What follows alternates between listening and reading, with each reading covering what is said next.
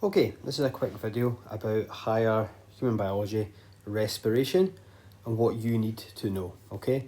So first of all, you're going to get questions about all the chemicals involved, the enzymes involved. You need to know the names of these, you need to know which stage they appear in, you have to be able to describe their role and explain how things work. So to do this, use the Quizlet flashcards to memorise these terms. Try the quizzes to constantly practice retrieval of the information. Take a blank page, write down one of the stages, write down what you know about it, and then check against your notes. Try drawing out a diagram and adding details to it to practice that recall of information. On the diagram here, we can see on the left we've got glycolysis in a kind of light blue box. Inside the mitochondria, we've got the citric acid cycle, and the dark blue square is the electron transport chain. So think of these diagrams about questions. What, where, why, when. Add that to it. Let's start with glycolysis. So glycolysis means the breakdown of glucose. So what's glucose broken down into? Well, it's broken into a series of intermediates. You can see there's 3 arrows there to represent there is a whole metabolic pathway. But you really just know glucose is the main substrate at the start, and for every molecule of glucose you get 2 pyruvates at the end. Everything in between you can just call the intermediates. Now, during glycolysis, there are 2 different things happening. First of all, we can look at this molecule at the top called NADH. NADH is what links stage 1, glycolysis, to stage 3, electron transport chain. So NADH, as you can see in the name, carries hydrogen ions, and because it's going to electron transport chain, it's carrying electrons. So how does this happen? Well, we need to name the enzyme. The enzyme dehydrogenase removes hydrogen ions and electrons from the intermediates of glycolysis, and it passes into NAD, forming NADH, which transports the electrons and the hydrogen ions to the electron transport chain. Now note, you have to talk about both the hydrogen ions and the electrons, and just saying hydrogen is not enough, it has to be hydrogen ions. Okay, the other thing with glycolysis is we can split it into 2 halves. We have the energy investment stage and the energy payoff stage. The energy investment stage is because you require the investment of 2 ATP molecules. The 2 ATP molecules are used to phosphorylate glucose and an intermediate. Phosphorylate means we take the phosphate off of ATP and we add it to the molecule. Okay, so use the word ATP is used to phosphorylate, or glucose and intermediates is phosphorylated by ATP. The second half is the energy payoff stage. Now it's called the energy payoff stage because basically 4 ATP molecules are made at this stage, which gives us a net gain of 2 ATP. So that's why we know it's the energy payoff stage, because there's a net gain of 2 ATP at that stage. Okay, so we've got our pyruvate. What happens next? So if there's no oxygen, we're going to get fermentation, and that pyruvate is broken down into lactate. However, if there is oxygen, we can proceed with aerobic respiration. The first molecule you need to know is acetyl, or an acetyl group. So the pyruvate is broken out into an acetyl group.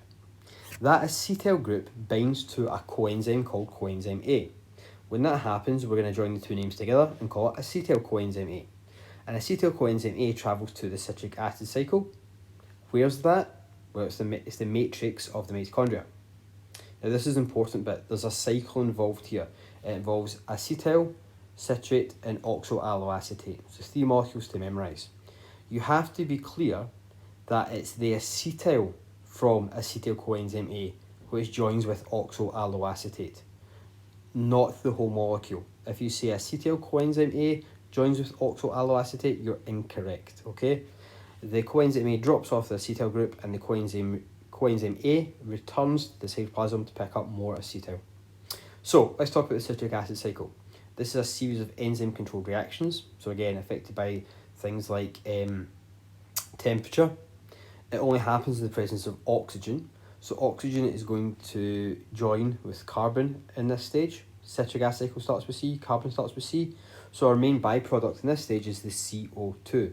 Now CO2 all looks like a cycle, like this picture, and it starts with C. So it should be easy for you to picture CO2 and think about the citric acid cycle. So what happens? Oxaloacetate joins with acetyl and it forms citrate. Citrate is broken back down in a series of reactions back into oxaloacetate. Now that's important because it's a cycle that goes round and round. During this process, we get a small amount of ATP produced, so like 1 ATP. We get the CO2, I've already mentioned, produced, and again, dehydrogenase does the same role here. Dehydrogenase removes hydrogen ions and electrons from the intermediates, passing them to NAD to form NADH, and again, as you can see above, the NADH travels to the electron transport chain. So let's go there next. Where does this take place? The electron transport chain takes place in the inner membrane of the mitochondria. Now, we're going to talk about the electrons and the hydrogen ions from NADH. And let's start with electrons first, okay? So the electron transport chain is a series of carrier proteins embedded in the inner membrane. Now, a carrier protein is basically a pump. It's used for active transport from a low concentration to a high concentration, and that requires energy. Now, we don't want to use up the energy from ATP because respiration is trying to make ATP. So start with the electrons. First sentence, the electrons from the NADH travel along the electron transport chain. Easy. They release energy, and that energy is used by the carriers to pump the hydrogen ions across the inner membrane. So now we're talking about hydrogen ions. You've pumped them across the inner membrane, so there's a high concentration. Therefore, they're going to move passively back across the inner membrane. However, to do this, they pass through an enzyme, and that causes the enzyme to rotate, which allows it to combine phosphate and ADP to make ATP. So how do you word that? Well, the simplest way is to say the return flow, which implies it's coming back, the return flow of hydrogen ions through the enzyme ATP synthase allows ATP synthase to generate ATP. There you go, that's how you get our many ATP. Now, CO2 was our byproduct in the citric acid cycle, and you should know from National 5 that in aerobic respiration there's two byproducts.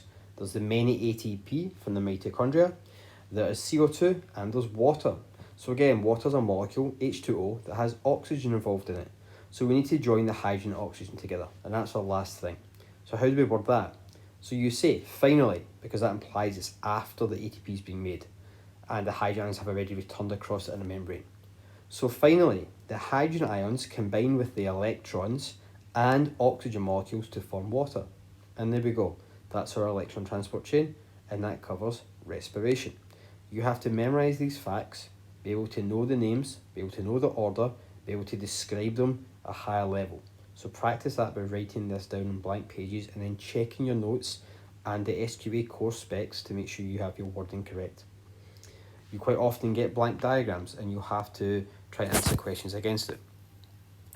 Now, this picture here shows you glucose being broken down into two pyruvate molecules. You can see at the top there's the investment of the 2 ATP because a phosphate is being phosphorylated into the glucose molecule. And an intermediate later then is also phosphorylated by an ATP. There's then a split. This can happen at the same time, so you get 2 pyruvates from each glucose, but the whole time, two things are happening. Dehydrogenase, again, is removing the electrons and hydrogen ions and passing them to NAD, forming NADH. And in the energy payoff stage, 4 ATP are made, which are giving us a net gain of 2 ATP. You can look at pictures like the electron transport chain. You can see the carrier proteins, 1, 2, 3 here. The electron is going to travel along that. So the kind of white line with the white bubbles, that would be electrons because they're traveling along the inner membrane. On the far right, that's our enzyme, ATP synthase. I know that because there's an arrow passing down through the middle of it. That's to show the return flow of the hydrogen ions. And that ATP synthase is going to make our ATP. These 3 carrier proteins then are going to use the energy released by the electrons to pump the hydrogen ions across the inner membrane in the first place. Have a blank diagram like this, okay? Try and think about, okay, how did I describe this glycolysis at the start? If there's oxygen, that's important. If there's oxygen, what does a pyruvate become? How does that molecule get to the citric acid cycle and what happens in the citric acid cycle? And then finally, what's happening along this series of carrier proteins in the electron transport chain? So as well as knowing the underlying biology of respiration, you're also likely to be shown diagrams like this, which links into past and new information. For example, at the top here, how do we get glucose in the first place? Well, it comes from our diet, but you should remember from National 5 that glycogen is stored glucose in the liver. So you should know that stored glycogen can be turned back into glucose by a hormone released by the pancreas. That happens when the glucose levels are low, and that hormone therefore is called glucagon because the glucose is gone. You'll see things like glucose 6-phosphate and glucose 6-phosphate dehydrogenase. These are things you don't really need to know, but you can work out what's happening by the information round about. For example, at the bottom here, stage X, I know that something has been turned into pyruvate, so this is the end of glycolysis, and I can see ATP is getting made, so I should know that's energy payoff stage. Over here on the right, lipids, well I know phospholipids from National 5, that's to do with the cell membrane, and here we've got nucleotides at the bottom. So this intermediate Q is made to use nucleotides. Nucleotides are the building blocks of DNA, so we need these to build DNA molecules. So therefore, they're linking this respiration metabolic pathway to also producing phospholipids to make cell membranes, and how to produce new DNA molecules, or nucleotides, which are required to make new DNA, or when DNA is replicated. Now we should know that DNA is replicated before cell division, and when a cell divides into two identical daughter cells, you'd also need phospholipids to make the new membrane. So the cell membrane pinches in and it divides. So we're linking National 5 to respiration. You're also likely to get experiments. So think about factors affecting respiration. Because it's enzyme controlled, things like temperature. Because it needs glucose concentration. Because it needs oxygen levels or oxygen concentration. Think about how these variables will have to be kept the same, and only the independent variable is changed. To find out the rate of respiration, which would be your dependent variable, you're going to have to measure something. So that could be the rate at which oxygen is consumed. It could be the rate at which CO2 is produced. And think about how we could set this up in a lab in order to see that and investigate the rate of respiration.